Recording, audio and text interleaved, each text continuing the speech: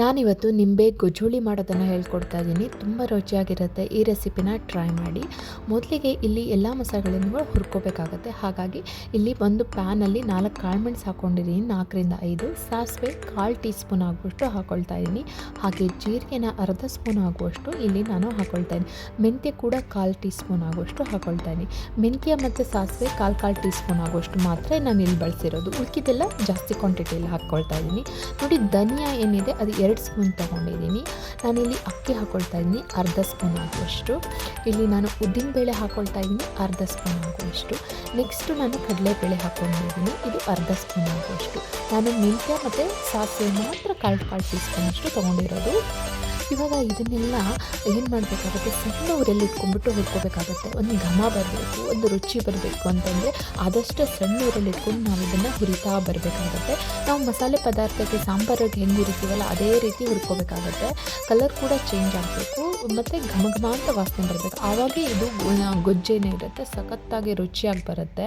ನಿಮಗೆ ಉಪ್ಪಿನಕಾಯಿ ಮಾಡಿ ಬೇಜಾರಾಗಿದ್ದರೆ ನೀವೇನು ಮಾಡಿಬಿಡಿ, ಈ ರೀತಿ ಗೊಜ್ಜು ಮಾಡ್ಕೊಳ್ಳಿ, ತುಂಬಾ ಟೇಸ್ಟಾಗಿ ಬರುತ್ತೆ. ಊಟ ಕೂಡ ತುಂಬಾ ಹಿಡಿಸುತ್ತೆ. ಇವಾಗ ಕಾಯಿ ತೋರಿಸ್ತಾ ಇದ್ದೀನಿ ನೋಡಿ, ಒಣ ಕೊಬ್ಬರಿಯನ್ನು ತಗೊಳ್ತಾ ಇದ್ದೀನಿ.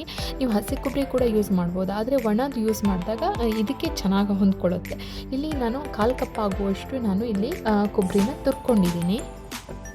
ಇವಾಗ 2 ಸ್ಪೂನ್ ಆಗುವಷ್ಟು ನಾನು ಇದಕ್ಕೆ ಖಾರ ಪುಡಿ, ಅಚ್ಕಾರದ ಪುಡಿ ಹಾಕ್ಕೊಳ್ತಾ ಇದ್ದೀನಿ. ನಾನು ಮೊದಲೇ ಹೇಳಿರೋದು ಒಣಮೆಣಸು ಕೂಡ ಇಲ್ಲಿ ನೀವು ಬಳಸ್ಬಹುದು. ಗೊಜ್ಜುಗಳನ್ನು ನಾವು ಮಾಡಬೇಕಾದ್ರೆ ಟ್ರೆಡಿಷ್ನಲ್ ಥರ ಬಳಸಿ ಮಾಡ್ತೀವಲ್ಲ, ಆವಾಗ ತುಂಬ ಟೇಸ್ಟ್ ಆಗಿರುತ್ತೆ. ಖಾರ ಪುಡಿ ಬದಲಾಗಿ ನೀವು ಒಣಮೆಣಸೆ ಬಳಸಿದಲ್ಲಿ ರುಚಿ ಕೂಡ ಡಿಫ್ರೆನ್ಸ್ ಬರುತ್ತೆ, ನಿಮಗೆ ಸಖತ್ತಾಗಿ ಟೇಸ್ಟ್ ಬರುತ್ತೆ ಒಣಮೆಣಸು ಬಳಸಿದರೆ. ನಾವೀಗ ಇದನ್ನು ಮಸಾಲೆ ಮಾಡ್ಕೊಳ್ತಾ ಇದ್ದೀನಿ. ಇದಕ್ಕೆ ಮಿಕ್ಸಿ ತೊಟ್ಟೆ ಹಾಕ್ಕೊಂಡು ಇದಕ್ಕೆ ಸ್ವಲ್ಪ ನೀರು ಹಾಕ್ಕೊಂಡು ಚೆನ್ನಾಗಿ ನಯಸ್ಸಾಗಿ ರುಬ್ಕೊಳ್ತಾ ಇದ್ದೀನಿ.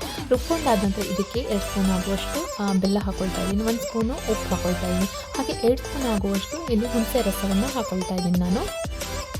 ಮಸಾಲೆಯನ್ನು ತುಂಬ ನಯಸ್ಸಾಗಿ ನೀವು ಇಲ್ಲಿ ಹರ್ಕೋಬೇಕಾಗತ್ತೆ ಗೊಜ್ಜಿಗೆ ಮಾತ್ರ. ಇವಾಗ ಒಂದು ಒಗ್ಗರಣೆ ಮಾಡ್ಕೊಳ್ಳೋಣ. ಒಗ್ಗರಣೆ ಮಾಡ್ಕೊಳ್ಳೋಕ್ಕೆ 1/4 ಕಪ್ ಆಗುವಷ್ಟು ತೆಂಗಿನ ಎಣ್ಣೆ ಬಳಸ್ತಾ ಇದ್ದೀನಿ. ನೀವು ಇದಕ್ಕೆ ತುಪ್ಪ ಬಳಸಿದ್ರೆ ಇನ್ನೂ ಕೂಡ ರುಚಿಯಾಗಿರುತ್ತೆ. ಇವಾಗ ನೋಡಿ, ಏನು ದ್ರಾಕ್ಷಿ ಇದೆ ಅದನ್ನು ಹುರ್ಕೊಳ್ತಾ ಇದ್ದೀನಿ ನಾನು, ಹುರಿದು ಎತ್ಕೊಳ್ತಾ ಇದ್ದೀನಿ. ಅದೇ ಬಾಣಲೆಗೆ ನಾನು ಏನು ಮಾಡ್ತಾಯಿದ್ದೀನಿ, 1/4 ಟೀ ಸ್ಪೂನ್ ಆಗುವಷ್ಟು ಸಾಸಿವೆನ ಹಾಕ್ಕೊಳ್ತಾ ಇದ್ದೀನಿ. ಹಾಗೆ ಹಸಿಮೆಣಸನ್ನು ಮುರಿದ್ಬಿಟ್ಟು ಇದಕ್ಕೆ ಹಾಕ್ಕೊಳ್ತಾ ಇದ್ದೀನಿ. ಇದು ಫ್ಲೇವರ್ ಏನಿದೆ ಹಸಿಮೆಣಸು ತುಂಬ ಟೇಸ್ಟಾಗಿ ಬರುತ್ತೆ. ಅದ್ರ ಜೊತೆಗೆ ಜಾಸ್ತಿ ಕರಿಬೇವನ್ನು ಹಾಕ್ಕೊಳ್ಳಿ, ತುಂಬ ಚೆನ್ನಾಗಿರುತ್ತೆ. ನಾವು ರುಬ್ಬಿರುವಂಥ ಮಸಾಲೆನೇ ಇದಕ್ಕೆ ಹಾಕ್ಕೊಂಡು ಮತ್ತು ಅದಕ್ಕೆ ನೀರು ಹಾಕಿ, ಎಕ್ಸ್ಟ್ರಾ ನೀರು ಹಾಕಿ ಚೆನ್ನಾಗಿ ಕುದಿಸ್ಕೋಬೇಕಾಗತ್ತೆ. ಗೊಜ್ಜು ಅಂದ ತಕ್ಷಣ ಜಾಸ್ತಿ ಕುದಿಸ್ಕೋಬೇಕಾಗತ್ತೆ.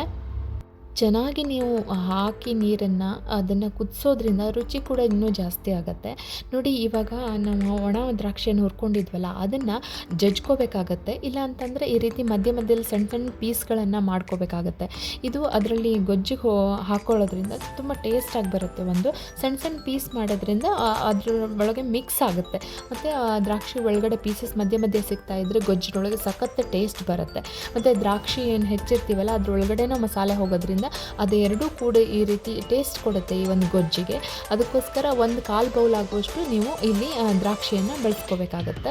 ನೋಡಿ, ಚೆನ್ನಾಗಿ ಕುದ್ದಾಗಿದೆ. ಇವಾಗ ಆರಾಗಿದೆಯಲ್ಲ, 1 ಎಕ್ಸ್ಟ್ರಾ ಬೌಲಿಗೆ ಇವಾಗ ಹಾಕ್ಕೊಳ್ತಾ ಇದ್ದೀನಿ. ಇದನ್ನು ಸಖತ್ತಾಗಿರುತ್ತೆ. ಬಿಸಿ ಅನ್ನಕ್ಕಂತೂ ತುಂಬಾ ಚೆನ್ನಾಗಿರುತ್ತೆ. ಇಲ್ಲಿ ಮೇನಾಗಿ ನೀವು ನೋಡಬೇಕಾಗಿರೋದು, ನಾನು ಎಲ್ಲೂ ಕೂಡ ನೀವು ಲಿಂಬುನ ಬಳಸಿಲ್ಲ. ಯಾಕಂದರೆ ಗೊಜ್ಜು ಬಿಸಿ ಇರಬೇಕಾದ್ರೆ ಲಿಂಬುನ ನೀವು ಹಾಕ್ಕೋಬಾರ್ದು. ನಾನು ಇಲ್ಲಿ 4 ಸ್ಪೂನ್ ಆಗುವಷ್ಟು ಲಿಂಬೆ ರಸ ಹಾಕ್ಕೊಳ್ತಾ ಇದ್ದೀನಿ. ಅಂದರೆ ಒಂದು ಮೀಡಿಯಮ್ ಸೈಜಿನ ನಿಂಬು ಹಣ್ಣನ್ನು ಇದಕ್ಕೆ ರಸವನ್ನು ಹಾಕ್ಕೊಳ್ತಾ ಇದ್ದೀನಿ. ನಾನು ಎಲ್ಲರಿಗೂ ಹೇಳೋದಂದರೆ ಬಿಸಿ ಇರಬೇಕಾದ್ರೆ, ಬಾಣಲೆಯಲ್ಲಿ ಇರಬೇಕಾದ್ರೆ ಲಿಂಬೆ ರಸ ಹಾಕಬೇಡಿ. ಈಗ ಬೌಲಲ್ಲಿ ನೀವೇನು ಹಾಕ್ಕೊಳ್ತೀರಲ್ಲ ಅವಾಗ ಬೆಚ್ಚಗಿರಬೇಕಾದ್ರೆ ಲಿಂಬೆ ರಸ ನೀವು ಮಿಕ್ಸ್ ಮಾಡ್ಕೊಳ್ಳಿ. ಇವಾಗ ನೋಡಿ, ಸೂಪರ್ ಆದಂಥ ನಿಂಬೆ ಗೊಜ್ಜುಳಿ ರೆಡಿ ಆಯಿತು. ಬಿಸಿ ಅನ್ನಕ್ಕೆ ತುಂಬಾ ಚೆನ್ನಾಗಿರುತ್ತೆ. ಮಕ್ಕಳಿಗೆ, ಮನೆಯವರಿಗೆ ಎಲ್ಲರಿಗೂ ಇಷ್ಟ ಆಗುತ್ತೆ. ಈ ರೆಸಿಪಿನ ಟ್ರೈ ಮಾಡಿ. ಆರೋಗ್ಯಕ್ಕೂ ಕೂಡ ತುಂಬಾ ಒಳ್ಳೆಯದು. ಇವೆಲ್ಲ ಹಳೆಯ ಅಡುಗೆಗಳು, ಅಜ್ಜಿ ಅಡುಗೆಗಳು, ಇವನ್ನು ನಾವು ಮರ್ತು ಹೋಗಿದ್ದೀವಿ. ಈಗ ಪುನಃ ನೆನ್ಪು ಮಾಡಿ ಈ ರೆಸಿಪಿಯನ್ನು ನೀವು ಟ್ರೈ ಮಾಡಿ. ಹಾಗೆ ನಂಗೆ ಕಮೆಂಟ್ ಕೂಡ